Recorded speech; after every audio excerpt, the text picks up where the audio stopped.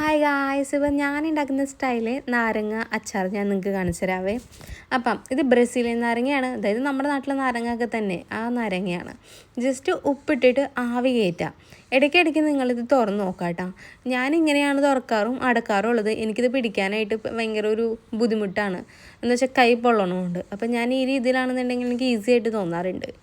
അപ്പോൾ അതേ ആവിയൊക്കെ കൊണ്ട് വെന്തിട്ടുണ്ട് ഇത്. ഇനി നമ്മളിത് കട്ട് ചെയ്തെടുക്കുക. നിങ്ങൾക്ക് ഇഷ്ടമുള്ള രീതിയിലൊക്കെ കട്ട് ചെയ്യാം. ഇത് സ്ക്വയറിൽ കട്ട് ചെയ്യാം, അല്ലാന്നുണ്ടെങ്കിൽ നീട്ടത്തിൽ കട്ട് ചെയ്യാം, എങ്ങനെ വേണമെങ്കിലൊക്കെ നിങ്ങൾക്ക് കട്ട് ചെയ്തെടുക്കാം. അതായത് പച്ചമുളകും ഉപ്പും ഉപ്പില്ലാന്നുണ്ടെങ്കിൽ ഉപ്പും ഇട്ടിട്ട് മിക്സ് ചെയ്ത് വെക്കാം. ഒരു ദിവസമെങ്കിലും വെക്കാം കേട്ടോ. എന്നിട്ട് നിങ്ങൾ കടുക് പൊട്ടിക്കുക, ഉലുവ പൊട്ടിക്കുക.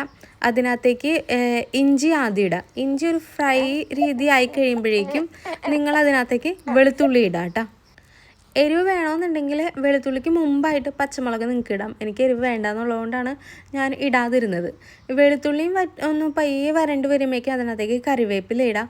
ഫ്രഷ് കറിവേപ്പിലാണെങ്കിൽ അത്രയും നല്ല കാര്യം. പിന്നെ മഞ്ഞൾപ്പൊടി ഇടാം, മുളക് പൊടി നിങ്ങളിടാം. മുളക് പൊടി സൂക്ഷിക്കണം, കാശ്മീരി തന്നെ ഇടണം. എനിക്കൊന്ന് മാറിപ്പോയായിരുന്നു, ഞാൻ ഇട്ട മുളക് പൊടി ഫുള്ള് എരിവുള്ളതായിരുന്നു.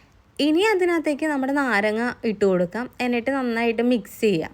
മിക്സ് ചെയ്ത് കഴിഞ്ഞ ശേഷം ഇതിനകത്തേക്ക് വിനാഗിരി ഉണ്ടെങ്കിൽ, അതായത് ചൊറുക്ക, അത് ഒഴിക്കുക. പിന്നെ ഈന്തപ്പഴമില്ലേ, ഈന്തപ്പഴം, അതും കൂടി ഇടാം. പിന്നെ കായപ്പൊടിയും ഇടാം.